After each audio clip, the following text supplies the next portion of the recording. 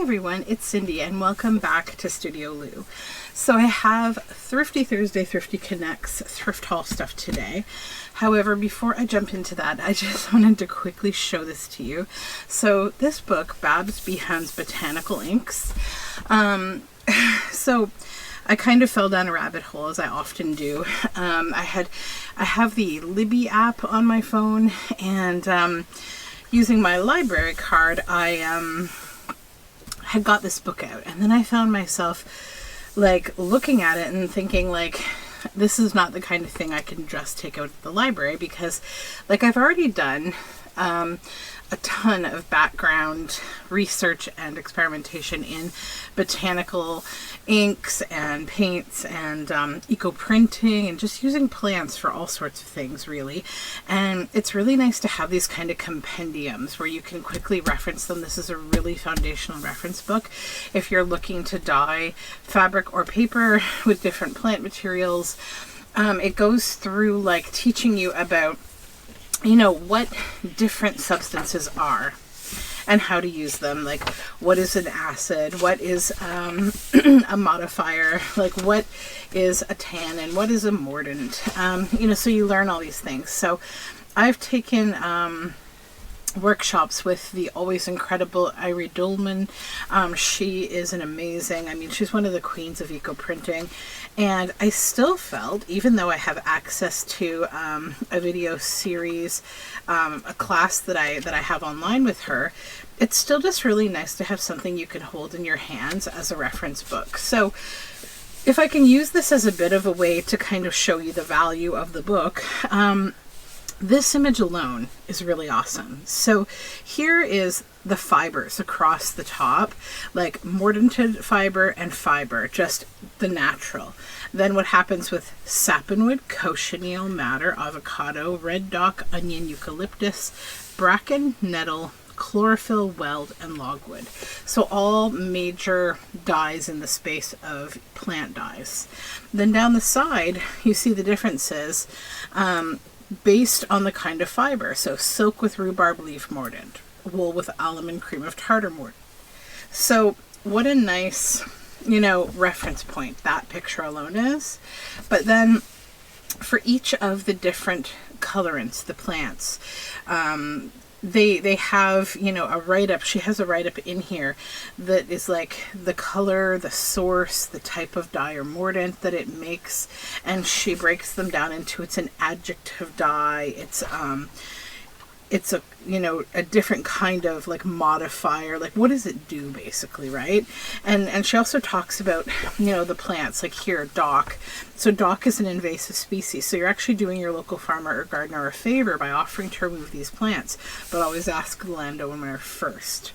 So then it tells you, like, this is a substantive dye, how to make the dye bath method, and the modifiers. So a modifier is basically, once you've done what you want to do with dock, maybe there's different things you can do. You can add iron to take the color into a darker tone, from like dark brown to gray and black. So it helps to know, like, you know, this plant will make this color with this mordant being the way that you prepare the fiber with something like, say, alum. And then the modifier is like, well, if you add rust to that, what does that do? Acid or what have you. So it's really a great hands-on reference for the creation of really nice you know, dyes and inks. So then she goes into ice flower dyeing, another really fun thing. Like, as I said, I've done most of this before. Most of this knowledge for me is kind of, I know these things, but like, you know, I can't keep it all in my brain. So, you know, it's nice to have, and there actually are still some things in here that I'm learning, and some techniques that I haven't done. And so, yeah, I'm pretty excited to go through her process. She covers some shibori and then printing inks for woodblock printing and screen printing. She goes through creating your own woodblocks for woodblock printing and screen printing, resist printing, and then how to make like paints. So she goes through the process of egg tempera, gouache, watercolor, simple drawing inks, indelible drying ink, and then some, you know, projects like making these gift tags or a jumper, pillow, an apron. So yeah, I think it's a really, really nice, he gives you some supply lists in the back. So yeah, I recommend this book. I think it's really nice. I definitely would not have been able to just get it at the library and not have it. I'm trying to cut myself down on that kind of thing though. Like I have like a lot less artsy books and now I'm just going with reference books. Okay, so let's jump on into the thrift haul. It's just a little one this week. I don't have a ton. So I got this at the local Salvation Army and it was $5.99, which I was like, that's a little pricey. But then I was like, okay, Cindy, what is going on with you? It is not pricey for what this is. So this is 72 sheets of handmade paper from Memory Store in glorious glitters, 100% cotton silk fiber, 80 to 200 GSM base weight. So yeah, these are 12 by 12 sheets. They're archival safe and there are 12 motifs. So here are the 12 motifs. So we have these silver speckles, butterflies, embossing, some gold. I really love this copper and gold at the back. So this is the sample card kind of. And it is all, yeah, it's all glued together. Pretty cool, pretty cool. It's a Franken paper on cardboard here. So let's just take a quick look at these. So there's about 1, 2, 3, 6 sheets of each. So that one is really pretty. Butterflies. And they're very nice, gauzy kind of papers. Then this one is highly embossed, really nice. That one too. This one I love with this gold marbling, yummy. And then this one is stitched with gold stitches. That is cardboard. Then we get into the yummy, the stars. These are all gold. And this is a really thin, nice paper. This is almost leathery and also kind of like shiny gold. Has a red back. I'm guessing because they layered the paper to get that iridescence.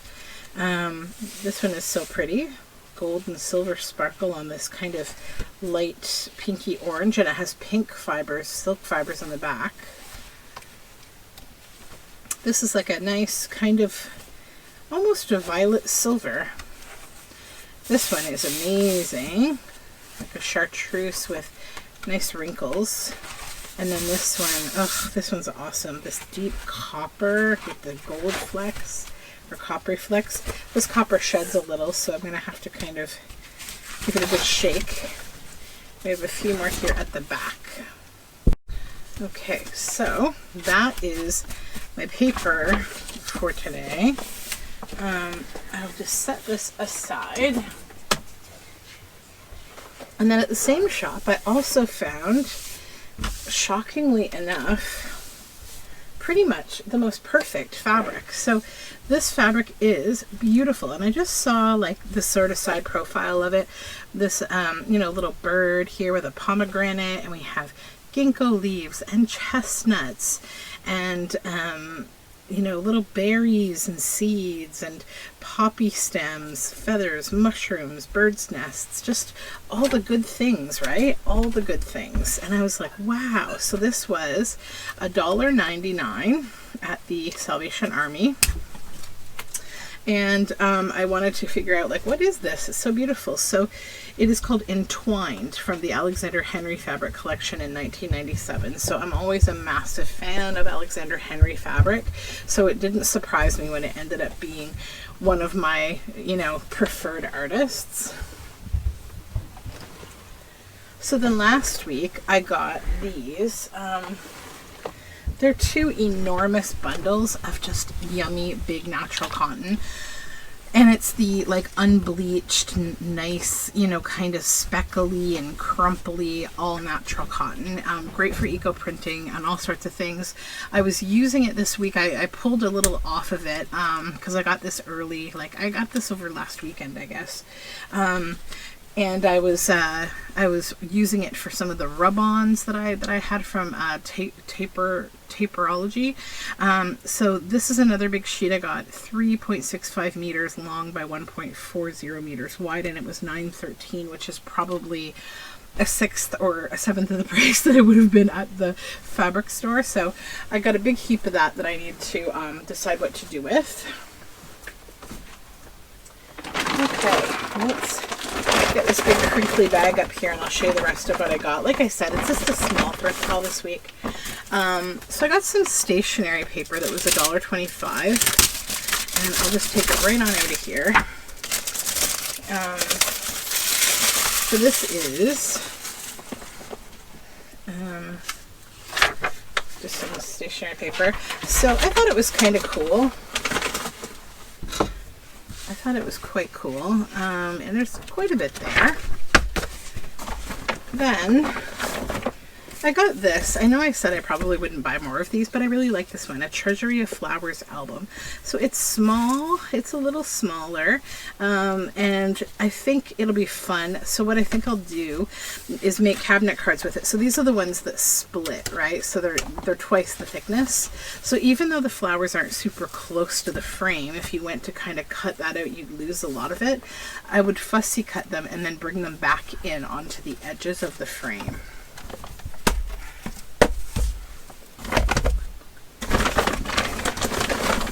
And then I found some of these, which is great. They were $1.15. These are the metal trays that I use as project trays for my current projects.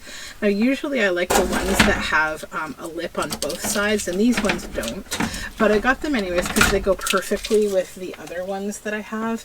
They're like the black, you know, netting, and they'll go into the slots of my cabinet perfectly.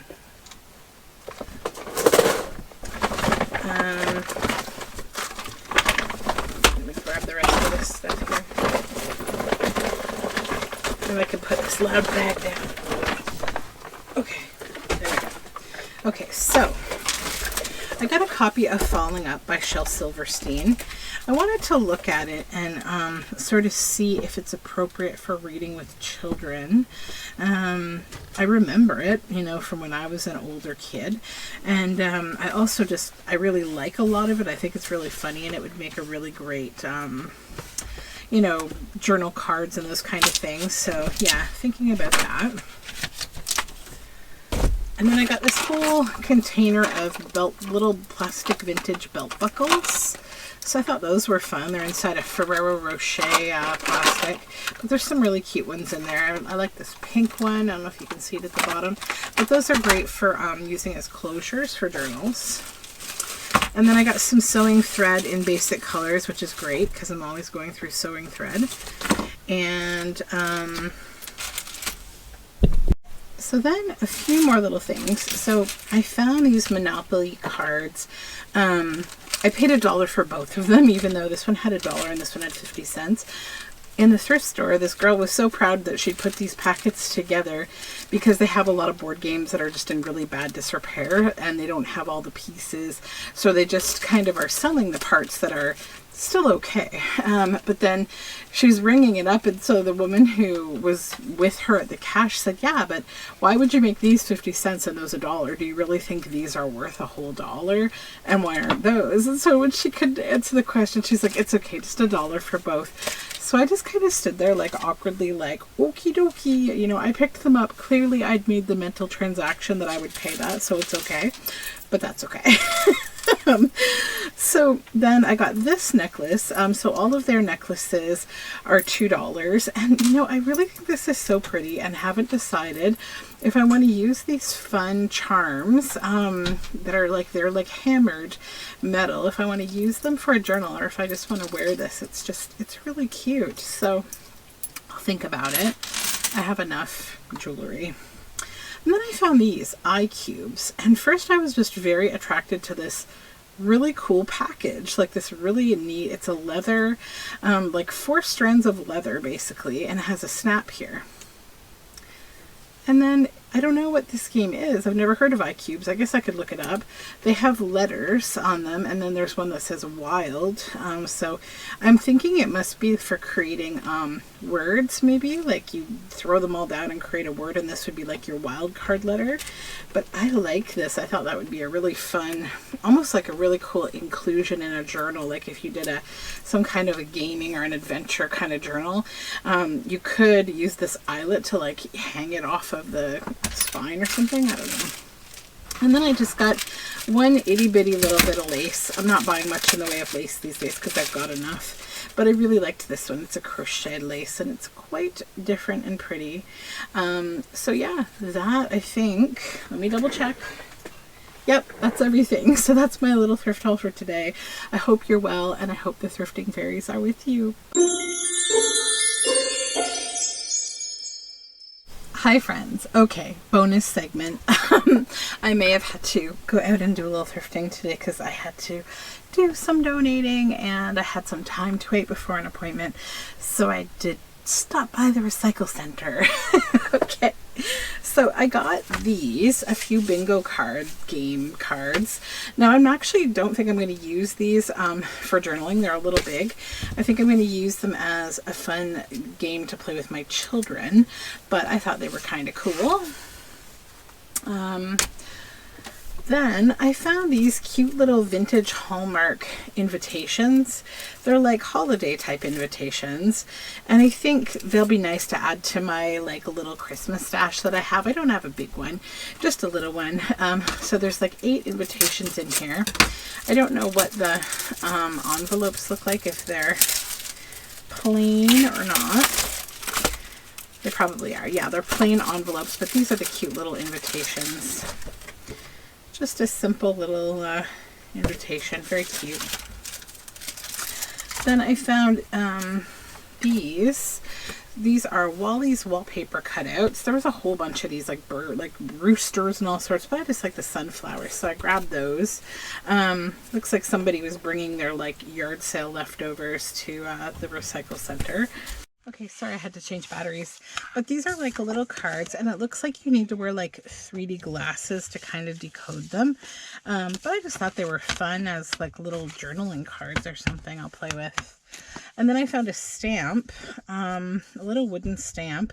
It's marked $15 apparently. I don't know if this is a handmade one or it's from somewhere, but it's a crystal ball or like a snow globe. And I thought that would be fun, and you could put whatever you wanted inside. So, super cute. And then I found this box of envelopes, W.L. Smith and Associates.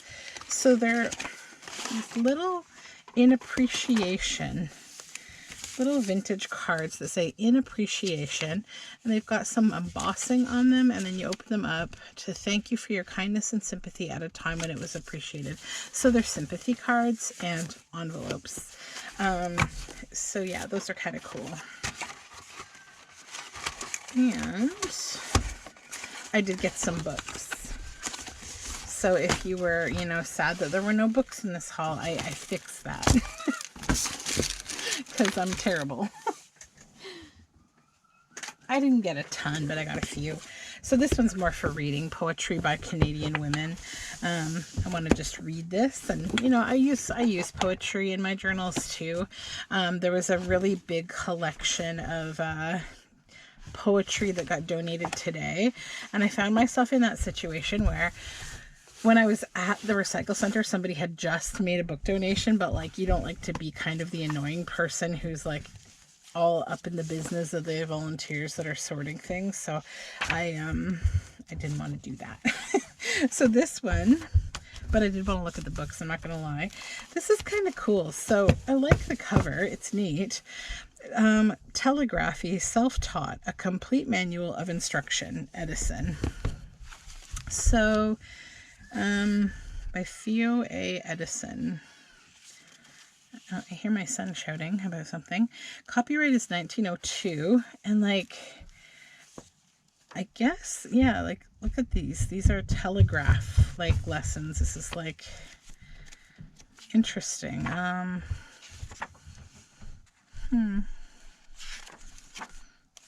Yeah, interesting, cool book. So like this, exercise number 18. Nellie died this morning, funeral Thursday, 3 p.m. May we expect you. And I'm guessing this is the telegraph of that. Offer 2 cars, number 2, red 71, half FOB Minneapolis. Kind of cool. Then the very first book that I found was The Country Diary Cookery Notes, Edith Holden, Allison Harding. So, I don't think I actually have this one yet. Probably need to do a little cleanup on the outside of it, but it's beautiful.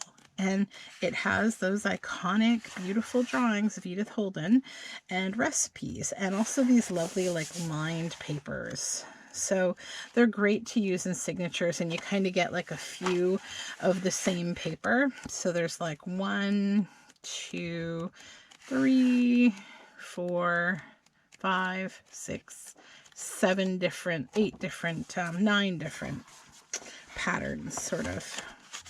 And then you get a few of these here and there. So pretty. This book is from 1984. Then The Years of Grace. This goes here. There's somebody that goes in this recycle center lately. I've noticed that they pull these out and they put them in the middle of the book. It's a weird situation. I don't know why they do it, but The Years of Grace. I love how this book has this kind of worn out look to it. Love the spine. It's obviously been sun bleached, but I love how it looks on the front, and that is so pretty. And it's like natural form. The Charing Crossroad London Foyles catalogs free book spot. I wonder if this is like, there used to be like book crossings where you would like leave a book at a cafe or something and like people would pick it up. I used to participate in book crossings. Like there was a website for bookcrossings.com and all that, and you would like document like where you left a book or whatnot. Look at that gorgeous book plate though, right? Isn't that beautiful? This book's from 1950. You, your home, leisure. It's kind of like, I guess stuff about life. Women. Oh, look at that. I love when I find little bonuses like this in books. Watching the ballet in this little landscape pencil drawing. There's like little black and white book plates in here. Drawings, and that's pretty. Okay, so that's that book.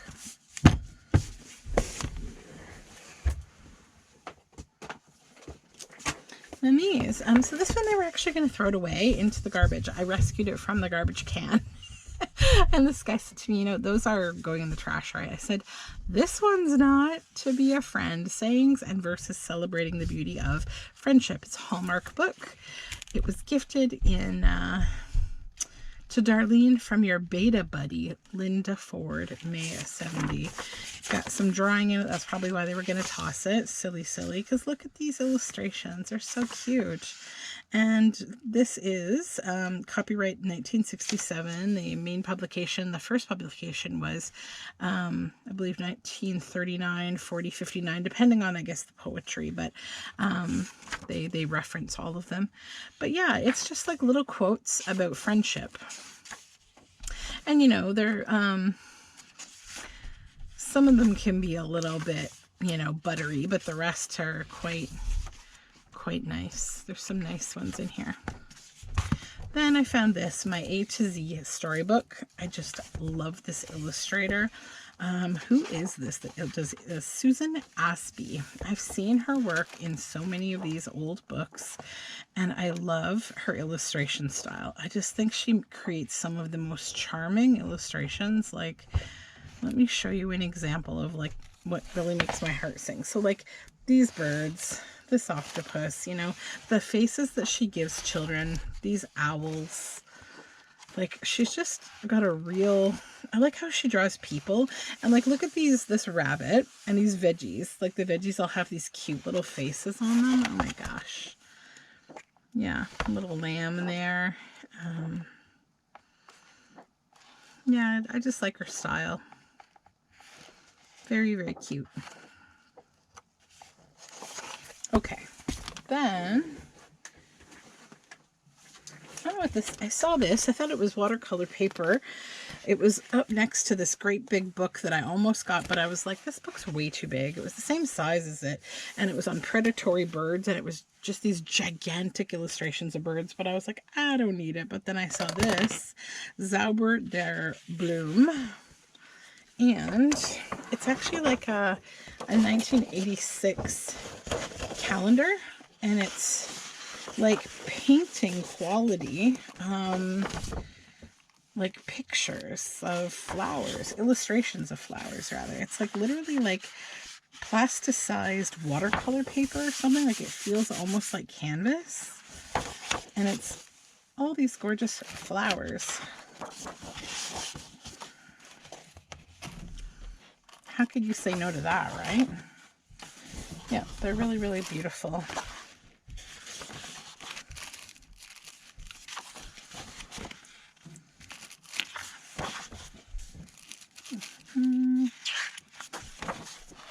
Yeah. Oh, that one's really nice. So yeah, I will make use of that. It's really pretty. Oops, things are rolling around here. And then I looked at a million bird books and I said no until I saw this one, which is one that I don't have. Roger Torrey Peterson, The Art and Photography of the World's Foremost Birder. So I'm guessing the Peterson bird guides are inspired by this guy, and he probably was one of the artists.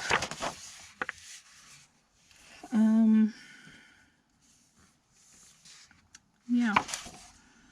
This book's from 1994. It's got a bit of history of Peterson watching the birds. Oops. Ah, my tower has collapsed. Okay, there he is there, sketching away, watching birds.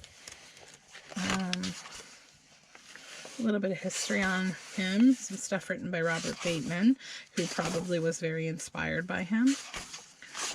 But here we go. Like, look at these beautiful, big bird and butterflies and all sorts of loveliness.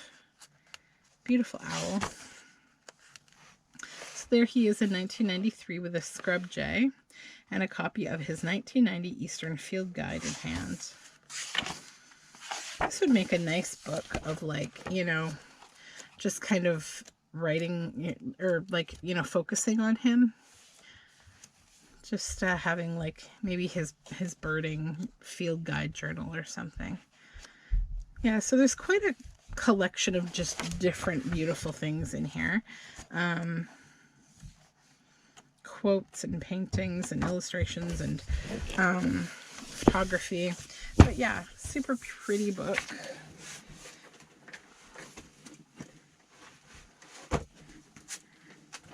Okay, last two books. Ugh, thank goodness, these are huge.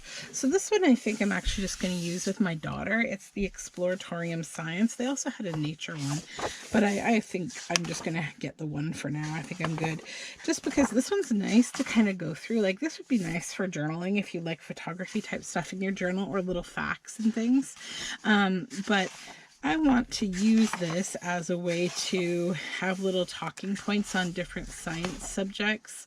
So for those of you out there who homeschool like I do, I think these are great. I love DK books for school stuff.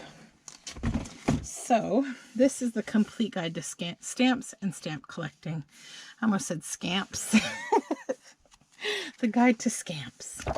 So I thought these would be great for fussy cutting out of here. You know, this is the kind of thing where if you don't have access to vintage stamps, buy these kind of books. Because, you know, you can, this is glossy paper. you can do a whole lot to it to change how these look. So soak these pages in coffee and bake them if you want in your oven to get a grungy kind of feel. I'm thinking a little bit about cutting them out and covering them with glossy accents to get like little plasticized bits, maybe doing some embossing. I'll probably mix up what I do here, but I think maybe just on one nice kind of day where I just need something that's quite mellow, I'm just going to fussy cut away these little stamps. This is also a nice thing to keep, you know, when you have like a work desk and you do journal making and you're like sitting there collaging and stuff, and you like to keep something in a book, you know, but you don't have vintage stamps or what have you, this is a pretty nice thing to have. Like if you're, you know, collaging away and say you're doing maybe a cat journal or a blue journal, you know, you can come in and just kind of clip away and start using those things in your collage. So it's a nice kind of like reference book to have in your frequently used section. Okay, so for real, we're done now. I'm done thrifting. Thanks for hanging out for this little snippet at the end here of extras. And I will get back to doing stuff now. Okay, bye.